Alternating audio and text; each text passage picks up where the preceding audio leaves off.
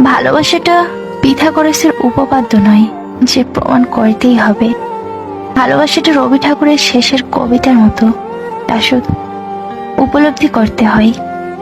জীবনে প্রতিটি সম্পর্ক হওয়া উচিত আলো ও চাবের মতো, একে অপরের পরিপূরক। জীবনে একটা সুন্দর মানুষের চেয়ে একটা দায়িত্ববান মানুষ বেশি প্রয়োজন।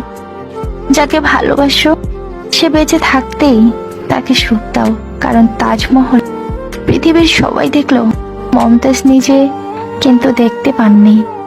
যে নদীর গভীরতা বেশি, তার বয়ে চলার স্রোতের কম।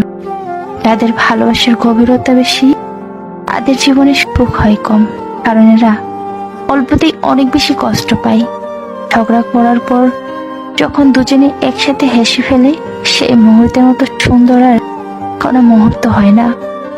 আমি পুড়ে যাই, মরে যাই তোমার হাসির শূন্যতায়। আমি ভেসে যাই, হেসে যাই তোমার স্বপ্নের পূর্ণতায়।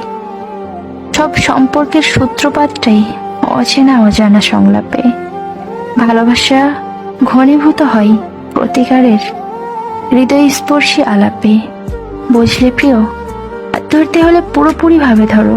বুঝলে প্রিয়, হাত ধরতে হলে পুরোপুরি ধরো। রাস্তা পার করতে তো সবাই পারে, তুমি না হয় জীবন পার করো।